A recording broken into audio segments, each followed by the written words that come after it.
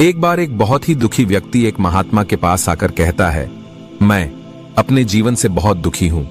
मैं अपनी बीवी, बच्चों और अपने परिवार को भी खुश नहीं रख सकता। मैं अपने लिए भी कुछ नहीं कर पा रहा। कभी कभी तो मुझे अपनी जिंदगी को खत्म कर देने के भी ख्याल आते हैं। आप इतनी साधनाएं करते हैं, इतनी तपस्या करते हैं, क्या आप मुझे कोई ऐसा मार्ग बता सकते हैं जिससे मैं अपने बुरे वक्त से बाहर आ सकूं? मेरा बहुत बुरा समय चल रहा है। 2 वक्त की रोटी का इंतजाम करना भी मेरे लिए बहुत मुश्किल हो गया है। अब आप ही बताएं कि मैं ऐसे वक्त में मैं जिंदा रहूं तो कैसे रहूं? कैसे अपने परिवार को खुश रखूं? कृपया करके कोई साधारण सा तरीका बताने की कृपा करें ताकि मैं आसानी से समझ सकूं, क्योंकि मैं बहुत पढ़ा लिखा नहीं हूं। अगर आप बड़ी से बड़ी ज्ञान की बातें करेंगे तो शायद मैं कभी समझ भी नहीं पाऊंगा। यह सुनकर महात्मा ने मुस्कुराते हुए कहा कि तुम एक काम कर सकते हो। फिर महात्मा ने सामने की ओर इशारा करते हुए कहा कि उस ऊंची पहाड़ी पर एक मंदिर है और उस मंदिर के पास चींटियों का एक घर है जहां पर हजारों चींटियां रहती है। तुम्हें सुनने में बड़ा अजीब लगेगा, लेकिन वो चींटियां उस मंदिर की जमीन को खराब कर देती है, उस मिट्टी की उपजाऊ शक्ति को खत्म कर देती है, जिसके कारण वहां पर कोई भी पेड़ या कोई भी घास पनप नहीं पाती है। तुम मेरा एक काम करो, उसके बाद मैं तुम्हें तुम्हारे सवालों के जवाब दूंगा। तुम 7 दिन तक रोज उस पहाड़ी पर जाओ और उस चींटियों के घर को तहस नहस कर दो, उसको तोड़ दो। जब भी तुम्हें कोई चींटियों का घर दिखे मंदिर के आसपास तो उसे वहीं पर तहस नहस कर देना। लेकिन याद रहे, घर को तोड़ने में कोई भी चींटी मरनी नहीं चाहिए। इस बात को समझने का प्रयास करते हुए वो युवक वहां से चला गया। शायद उसको कुछ समझ में नहीं आया था कि महात्मा जी ऐसा क्यों करवा रहे हैं। तो वो उन चींटियों पर अन्याय कर रहे हैं, उनका घर तोड़वा रहे हैं, उन्हें नुकसान पहुंचा रहे हैं। आखिर कौन महात्मा ऐसा करेगा? लेकिन फिर भी उस महात्मा की बात मानते हुए वो अगले दिन से ही पहाड़ी पर जाना शुरू कर देता है। जब वो पहले दिन पहाड़ी पर पहुंचता है तो देखता है कि बहुत सारी चींटियां अपना खाना जुटाने में लगी हुई है। सारी चींटियां कतार से चल रही है और अनाज के छोटे छोटे कण उठाकर अपने घर में जमा करती जा रही है। ये देखकर पहले तो उस युवक का मन कमजोर पड़ गया। उसने सोचा कि ये इतनी मेहनत करके अपना घर भर रही है और मैं इनके घर को तबाह कर दूंगा तो इनको कितना बुरा लगेगा। लेकिन फिर उसने उस महात्मा की बात याद करते हुए उस घर को तोड़ना शुरू कर दिया। जल्द ही चींटियों में हाहाकार मच गया। वो इधर उधर दौड़ने लगी। अभी तक जो कतार से चल रही थी अब वो बिखर गई और इधर उधर अपनी जान बचाने के लिए भागने लगी। थोड़ी देर में घर टूट गया और सारी चींटियां इधर उधर छुपने के लिए भाग चुकी थीं। ये करने के बाद वो युवक दुखी मन से वापस अपने घर पर लौट आया। उसका मन परेशान था, दुखी था, पश्चाताप से भरा हुआ था।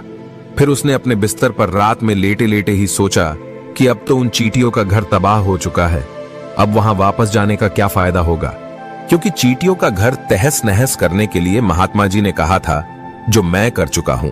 लेकिन फिर कुछ सोचकर अगले दिन उसने फिर से जाने का निश्चय किया और अगले दिन सुबह सुबह उठकर वो वापस उसी पहाड़ी पर पहुंच जाता है। पहाड़ी पर पहुंचकर वो उसी जगह पर पहुंचता है जहां पिछले सुबह उसने उस घर को तहस नहस कर दिया था। लेकिन वो ये देखकर चौंक जाता है कि उन चींटियों ने फिर से अपना घर उसी जगह पर बना लिया था और अब वो फिर से अपने घर के लिए सामान इकट्ठा करने में जुटी हुई थी। उस आदमी को देखकर लगा कि ये चींटियां कितनी मूर्ख है।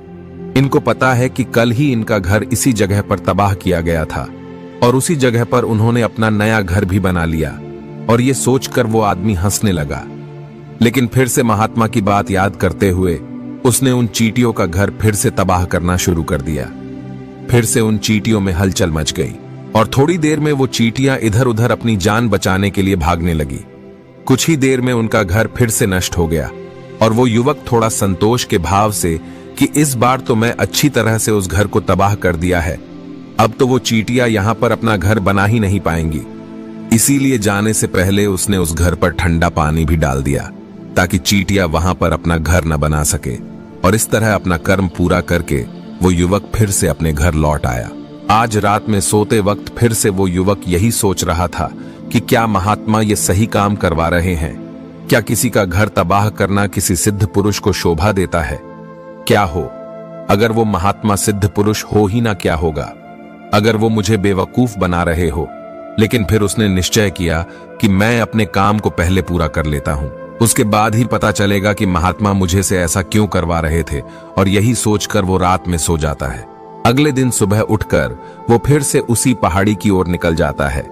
पहाड़ी पर पहुंचकर वो उसी जगह पर पहुंचता है जहां पर उसने उनके घर को तबाह कर दिया था, और वो ये देखकर खुश हो जाता है कि वहां पर कोई भी घर नहीं था। सारी चींटियां वहां से भाग चुकी थी।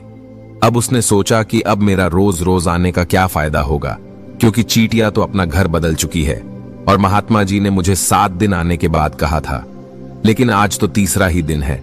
अब बाकी 4 दिन वापस आने का क्या फायदा होगा। और यही सोचकर उसने निश्चय किया कि यहां से वो सीधा उसी महात्मा के पास जाएगा और उनको ये सारी खबर बता देगा। जब वो वापस मुड़कर उस पहाड़ी से उस महात्मा की कुटिया की तरफ जाने लगा, तभी अचानक उसकी नजर एक और घर पर पड़ी, जो कि चींटियों का ही बनाया हुआ था। मतलब कि वो घर चींटियों ने ही बनाया था, और अब वो चींटियां नए घर में वास कर चुकी थी।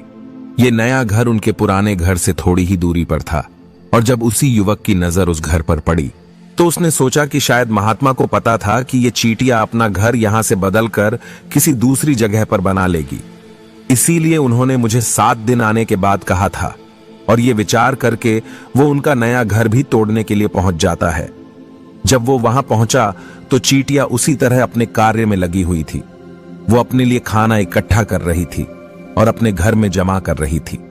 जब पुराना घर टूटा था, वहां भी अनाज के कण बचे हुए थे, और चींटियां वहां से भी अनाज इकट्ठा कर करके वापस अपने नए घर में ला रही थी। अब यहां पर फिर से युवक का मन थोड़ा कमजोर पड़ गया, क्योंकि वो खुद भी कमजोर था, खुद भी वक्त का मारा हुआ था।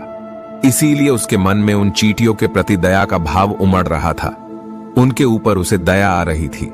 वो चाहता था कि उनकी मदद करे, लेकिन वो उल्टा उनको नुकसान पहुंचा रहा था। लेकिन उस महात्मा की बात को याद करते हुए उसने फिर से उस घर को तोड़ने का निश्चय किया, और उसने इस बार बड़ी ही सावधानी के साथ बिना किसी चींटी को कोई नुकसान पहुंचाए वो घर तबाह करना शुरू कर दिया। वक्त थोड़ा ज्यादा लगा, क्योंकि किसी भी चींटी को नुकसान न पहुंचने की शर्त महात्मा ने पहले ही रखी थी। इसीलिए उसको बड़ी सावधानी के साथ उन घरों को तबाह कर रहा था। लेकिन आखिरकार उसने उस घर को भी तबाह कर दिया, और उस घर को तबाह करने के बाद वो बड़े ही दुखी मन से, इस बार वो पहले से भी ज्यादा दुखी था, क्योंकि उसने उनका नया घर भी तोड़ दिया था। वो उन चींटियों को बसने ही नहीं दे रहा था, और वो अब अपने आप को शैतान या दानव समझने लगा था। लेकिन फिर भी उस महात्मा की बात को मानते हुए वो अपने घर पर दुखी मन से वापस आ गया। रात में सोने से पहले एक बार उसने फिर से सोचा कि मैं कितना बड़ा शैतान हूं, कितना बड़ा दानव हूं।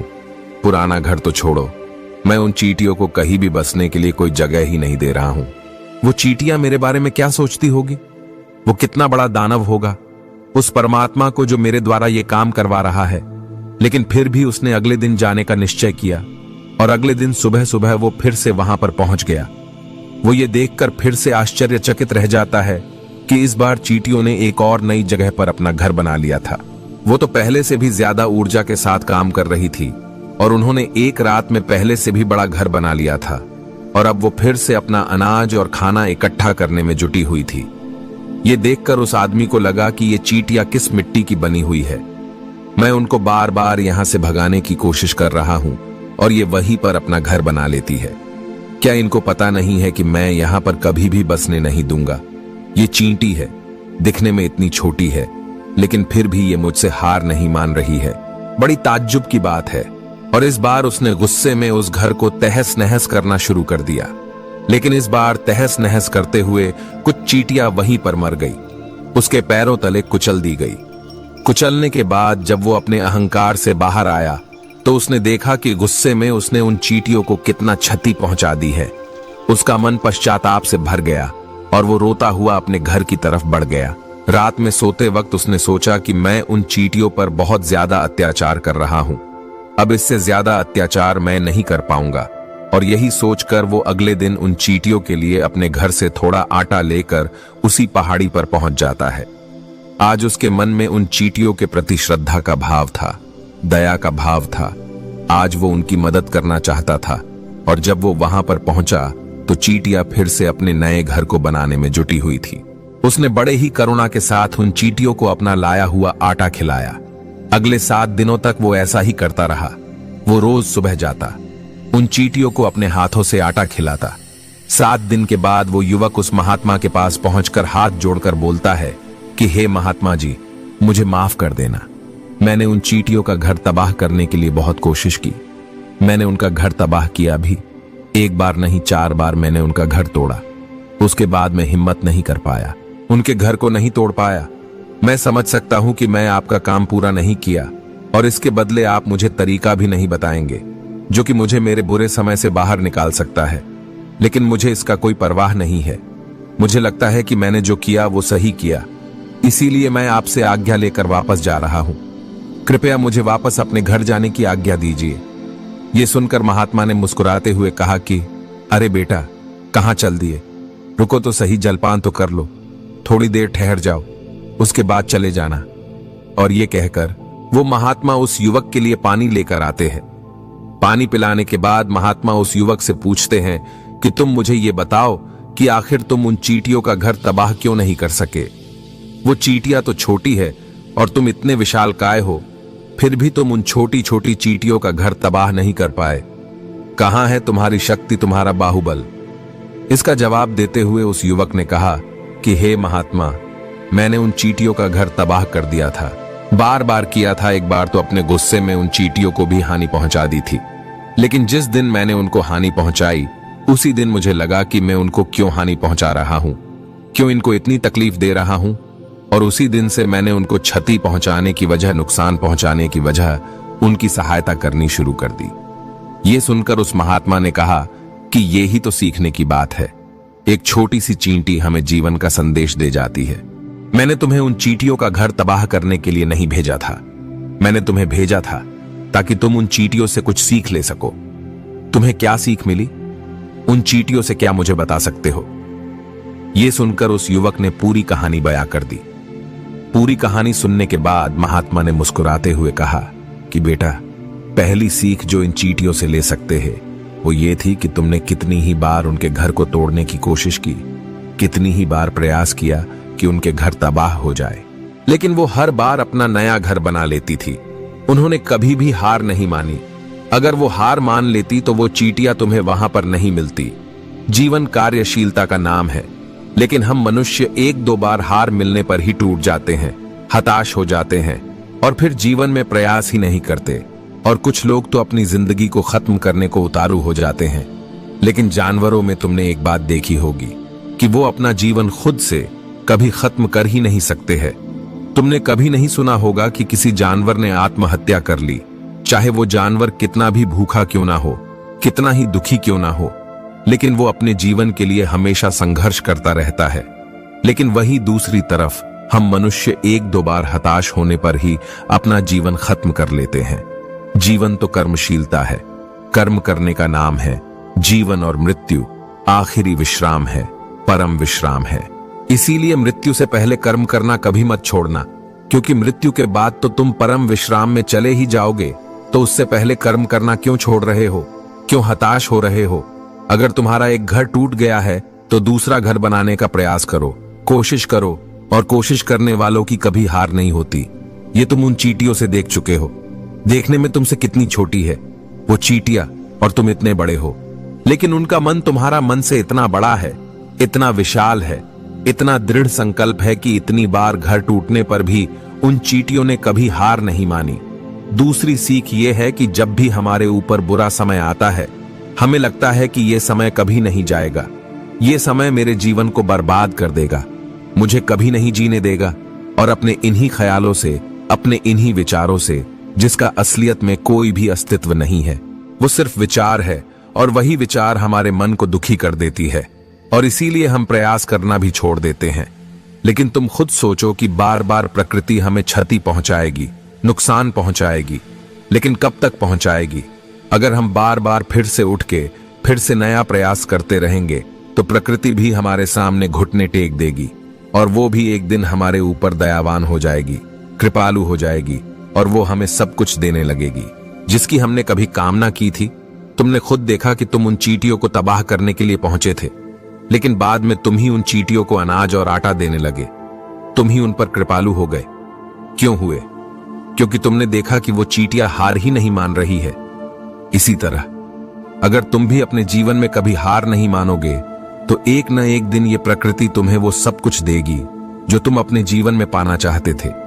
इसीलिए 2 सीख याद रखना, कर्मशीलता कार्य करते जाना, और दूसरा कि एक न एक दिन प्रकृति तुम्हारी उस कर्म का परिणाम तुम्हें जरूर देगी। तो दोस्तों, मैं आशा करता हूं कि आपको इस वीडियो से काफी कुछ सीखने को मिला होगा। तो फिर मिलते हैं अगले वीडियो में।